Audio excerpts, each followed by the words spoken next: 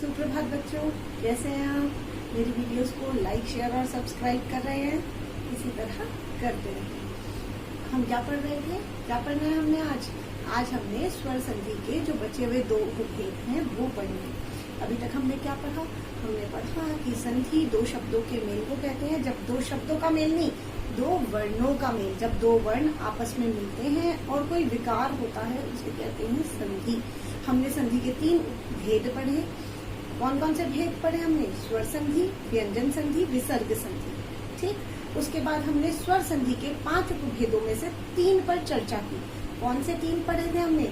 गुण संधि, है ना, गुण संधि पढ़ा हमने, वृद्धि संधि पढ़ा हमने, दीर्घ संधि पढ़ा हमने। आज हमने बचे हुए 2 भेद यण संधि और अयादि संधि, इस पर चर्चा करनी है। ठीक, तो चलिए चलते हैं अपनी वीडियो की तरफ। चलिए बच्चों, ये देखिए हम पढ़ रहे थे संधि के 5 उपभेदों पर हमने चर्चा की थी। दीर्घ संधि, गुण संधि, वृद्धि संधि, यण संधि और अयादि संधि। आज हमने यण संधि और अयादि संधि पढ़ना है, लेकिन उससे पहली जो 3 संधियां थी, है ना, पहले जो 3 उपभेद थे उन पर चर्चा कर लेते हैं। तो सबसे पहले करते हैं दीर्घ संधि के बारे में। देखिए बच्चों, हमने दीर्घ संधि में पढ़ा था कि जब अ के साथ अ का मेल हो, ई के साथ ई का मेल हो और ऊ के साथ ऊ का मेल हो, यानी कि दोनों वर्ण समान होने चाहिए। अ के साथ अ, ई के साथ ई और ऊ के साथ ऊ, दोनों वर्ण समान हैं। ठीक है, तब ये दीर्घ में बदल जाएगा। ठीक है, तो अ और आ में बदल गया, ई में बदल गया, उ औ में बदल गया। ये थी दीर्घ संधि। ठीक, उसके बाद हमने पढ़ा गुण संधि। गुण संधि में हमने कहा कि जब अ के साथ ई का मेल हो। अब ये देखिए, अ के साथ ई का मेल हो रहा है, समान नहीं है। ठीक, अ के साथ ई हो रहा है तो अय, अ के साथ ऊ मिल रहा है तो औ, अ के साथ ऋषि वाला री मिल रहा है तो अर। र आधा है तो ये रेफ की तरह ऊपर लग जाता है।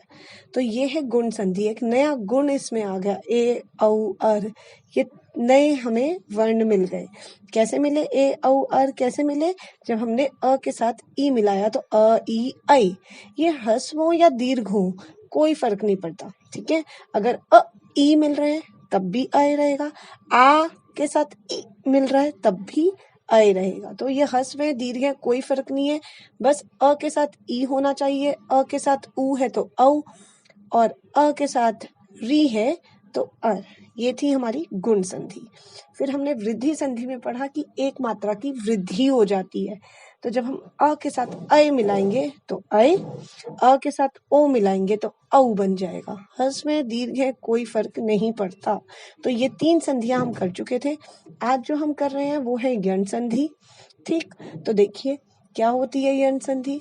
जब ह्रस्व या दीर्घ ई, उ, री के बाद कोई असमान स्वर आए तो उनके मेल से क्रमशः मतलब होता है रिस्पेक्टिवली, ठीक है, उसके स्थान पर य व र हो जाता है। यानी कि अगर ई के बाद, चाहे ई ह्रस्व है या दीर्घ है, यानी कि छोटी ई है या बड़ी ई है, कोई फर्क नहीं है, उसके बाद कोई भी असमान स्वर आएगा। असमान स्वर का मतलब है ई के बाद ई नहीं आना चाहिए।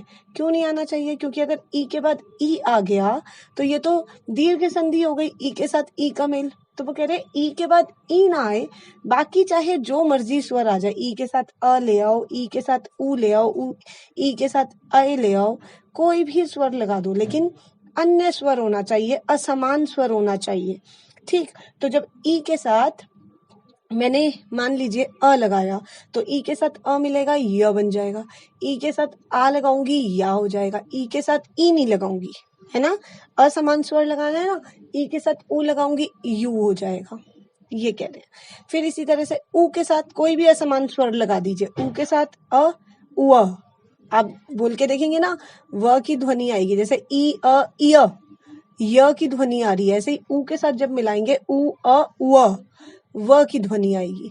ठीक, तो ये कह रहे हैं जब भी ई के साथ कोई असमान स्वर आएगा तो य में बदल जाएगा, ऊ के साथ कोई भी असमान स्वर आएगा तो व में बदल जाएगा, यानी कि व में, और री के बाद कुछ भी आएगा तो वह र में बदल जाएगा। ठीक, बस इसमें एक बात आपको ध्यान रखनी है, देखिए य व र के नीचे हलंत लगा हुआ है, अगर आप देखेंगे तो तो इसका मतलब ये है कि इससे पहले वाला जो वर्ण होगा ना, य व र से पहले वाला जो वर्ण होगा वो आधा होगा, ठीक है, वो आधा हो जाएगा। कैसे, ये देखिए समझिए, ये उदाहरण है यण संधि के। ई के साथ कोई भी असमान स्वर आया तो वो क्या हुआ, य। अब मैं पहला उदाहरण दे रही हूँ, ई के साथ मैंने अ मिलाया, ठीक है, वो क्या बना, य। जैसे मैंने कहा अति जमा आचार, ठीक है, अति, अति का अंतिम क्या है, वर्ण ई, छोटी ई है ना, और आचार का आ, अति जमा आचार, तो ये बन गया अत्याचार। जो त था वो किस में बदल गया, पहला वाला जो वर्ण, पहला वाला जो शब्द है, ठीक है, य से पहले क्या आ रहा है, ई और आ मिलके तो या बन गया, लेकिन पहले वाला जो है त वो आधा हो गया, ठीक है, तो वो बन जाएगा आधा त, अत्याचार। ऐसे ई और ए में देखिए, प्रति जमा एक, ई छोटी वाली ई है, तो छोटी वाली ई में ए मिला तो क्या बना, प्रत्येक। ई और ए मिलके तो ये बन गया, ठीक है, एक ही एक मात्रा लग गई, और जो त था वो आधा हो गया। तो यण संधि में क्या होता है कि पहले वाले, जहां पर भी य आना है उससे पहले वाला जो वर्ण है वो क्या होगा, आधा हो जाएगा। ये है यण संधि। उ औ में असमान स्वर मिले तो देखिए, उ के साथ आ मिला तो क्या बना, वा, ठीक है, उ आ वा। तो देखिए सु जमा आगत, उ के साथ आ मिलाया तो उ और आ मिलके तो वा बन गया, और जो स था व से जो पहले आ रहा है वो क्या हुआ, आधा हो गया। देख रहे हैं आप, स्वागत। ऐसे ही उ ई, छोटा उ और ई मिलकर क्या बना, वी, व के साथ छोटी ई लगी तो वी बन गया, उ ई व, और छोटी ई की मात्रा है तो छोटी ई लगा देंगे। अगर उ के साथ बड़ी ई होती तो व पे बड़ी ई लगा देते, उ के साथ अगर ए का मेल होता तो व पे ए की मात्रा लगा देते, उ के साथ ओ होता तो व पे ओ की मात्रा लगा देते, ठीक है। रहेगा वो उ के साथ जो भी मिलेगा वो व होगा, मात्रा उसकी लगेगी जो स्वर आगे दिया हुआ है, ठीक, यही है ये। अनु जमा इति, तो उ और ई मिलके व बना, छोटी ई की मात्रा थी तो छोटी ई लगी, लेकिन न आधा हो जाएगा, ठीक है, तो न आधा हो गया, इसीलिए आधे अक्षर से पहले मात्रा लगती है तो आधे अक्षर से पहले लगा दी, ये बन गया अन्विति, ठीक। इसी तरह री के साथ असमान स्वर देख लीजिए, जब भी री के साथ असमान स्वर मिलेगा तो वह र हो जाएगा, आधा र। अब देखिए री के साथ ई मिला, बना री, र बनता है ना, री के साथ कुछ भी मिला दो, र। अब छोटी ई की मात्रा है तो ई लग गया, मात्र जमा इच्छा, तो र और ई मिलके तो री बनना चाहिए, लेकिन आगे त लगाए। आपने वर्ण विच्छेद में किया था, आधा त जमा र क्या होता है, त्र, त्रिशूल वाला त्र, है ना, तो ये त आधा हो गया, लेकिन आधा त लिखने की जगह मैंने त्र लिख दिया, क्योंकि आधा त और र जब मिलता है तो वो त्र बन जाता है, ये बन गया मातृच्छा। इसी तरीके से मात्र जमा उपदेश, तो त आधा हो गया, री और उ, ये जो नीचे त के नीचे जो सी की तरह लगा ये ऋषि वाला री है ना, उसकी मात्रा होती है, तो री के साथ उ मिला, रू, रू होना चाहिए, तो त और रू मिला, त रू त्रु, तो त्रु लिख दिया, ठीक है, त और र मिलके त्र बन जाएगा, इसीलिए मैंने त्रिशूल वाला त्र लिखा है, क्लियर है।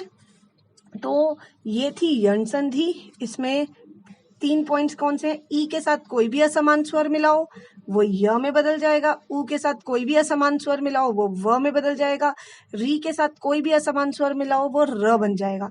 बस आपको याद ये रखना है कि य व र से पहले पहले जो भी वर्ण होगा वो आधा हो जाएगा, ये यण संधि है, तभी इनके नीचे हलंत लगे हैं। अब देखिए अयादि संधि, अयादि संधि आखिरी संधि है हमारी स्वर संधि के उपभेद में।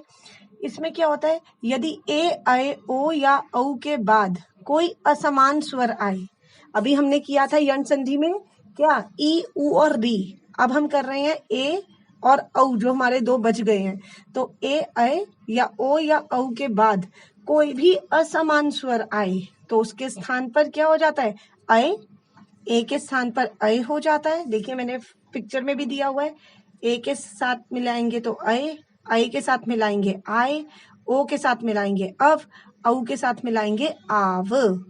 अब आप इसमें देखिए, इसमें क्या कह रहा है कि हलंत इसमें भी लगा हुआ है, ठीक है, य और व के नीचे, मगर आप ये चीज ध्यान में रखिएगा।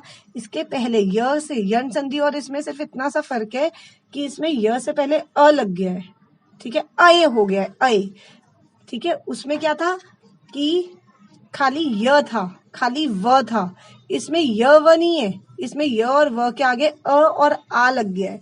इससे फर्क ये पड़ा कि यण संधि में जो पहले वाला अक्षर आधा हो जाता था, य व से पहले वाला जो वर्ण था वो आधा हो जाता था, अयादी संधि में वो आधा नहीं होगा, ठीक है। य और व में तो बदलेगा लेकिन वो आधा नहीं होगा। आधा इसलिए नहीं होगा क्योंकि इन्होंने य से पहले स्वर लगा दिया अ, तो पहले वाले वर्ण को जो आधा करता है ना, वो आधा ना होके पूरा हो जाएगा क्योंकि उसके आगे अ लग गया है, ठीक है। उदाहरण से आप समझेंगे और अच्छे से। देखिए अयादी संधि के उदाहरण, ए जमा अ क्या हुआ, अय, ठीक है। अब देखिए चे जमा अन, तो चे जमा अन, ए के साथ मैंने अ मिलाया तो ए अ य। अब च को मैं आधा, य से पहले वाले अक्षर को, च को मैं आधा नहीं लिख रही हूँ। क्यों नहीं लिख रही हूँ? क्योंकि य के पहले अ आ गया तो उसने आधे च के साथ अ मिला, वो पूरा य, च पूरा हो गया, ठीक है। तो बस इसमें यही फर्क है। ए के साथ ई मिला, आए, गे जमा इका, गायिका, ठीक है। आय में बदल गया, ए और ई आय में बदला, इका है, छोटी ई है तो य पे छोटी ई की मात्रा लगा दी। भौ जमा अ, ओ जमा अ, अव, ठीक है। ओ के साथ अ मिलेगा, वो व, अव में बदल जाएगा। तो भो जमा अन, ओ और अ व में बदल गया, ठीक है। तो भ, ओ अ व, भवन। औ जमा ई आव में बदल गया। नौ जमा इक, और ई किस में बदला, वी में, ठीक है। औ ई वी, नाविक, इक की मात्रा आ रही है, नाविक, ठीक। तो ये थी हमारी अयादी संधि। अब एक बारी पांचों पे एक बारी नजर डाल देते हैं, आपको बहुत अच्छे से समझ में आ जाएगा ये। देखिए सबसे पहले हमने दीर्घ संधि की थी। दीर्घ संधि में हमने क्या किया था, अ के साथ अ, ई के साथ ई, उ के साथ उ। गुण संधि में हमने किया अ के साथ ई, अ के साथ उ, अ के साथ री, इनका मेल किया था। वृद्धि संधि में हमने अ के साथ अय, अ के साथ औ मिला दिया। तो देखिए अभी पहली जो 3 संधियां थी ना, हमने उसमें सिर्फ अ का मेल सबके साथ किया। गुण संधि में, दीर्घ संधि में अ के साथ अ मिला दिया, गुण संधि में अ के साथ ई, उ, री मिला दिया, वृद्धि संधि में ए, औ मिला दिया। यानी कि अ के साथ सबका मेल हम कर चुके, अब कोई और तो बचा ही नहीं है, ठीक है। अगर आप 11 स्वर देखेंगे तो सबका मेल हो गया अ आ के साथ। अब यण संधि में क्योंकि अ का मेल सबके साथ हो गया तो अब हम ई को उठाते हैं। अब ई, उ, री, इनके साथ कोई असमान स्वर मिलाएंगे। किसके साथ? ई, उ और री के साथ, ठीक। ई के साथ ई नहीं मिलाना, कोई और मिलाना है, क्योंकि अगर ई के साथ ई मिलाया तो दीर्घ संधि, उ के साथ उ मिलाया तो दीर्घ संधि। इसीलिए ई, उ, री के साथ कोई भी विभिन्न स्वर मिलाएं, कोई भी असमान स्वर मिला दे। और अयादी संधि में आखिरी के 2 बचे हमारे पास, ए और औ, इन दोनों को मिला दीजिए किसी अन्य के साथ, तो 11 स्वरों की ये संधि हमारी हो गई। ये थी हमारी स्वर संधि। स्वर संधि के 5 उपभेद। अब गृह कार्य, आपने पहली जो 3 संधियां थी उनके 2-2 उदाहरण लिख लिए थे। आज का प्रश्न आपका है यण संधि व अयादी संधि के 2-2 उदाहरण लिखिए, ठीक। अब हम आगे अन्य व्यंजन संधि के बारे में पढ़ेंगे। तब तक आपने स्वर संधि के 5 भेदों को बहुत अच्छे से करना है। आपकी किताब के पीछे जितने भी प्रश्न उत्तर इससे संबंधित दिए हों उनका अभ्यास करना। जब हम पुनरावृत्ति करेंगे तब मैं आपके साथ उन पर चर्चा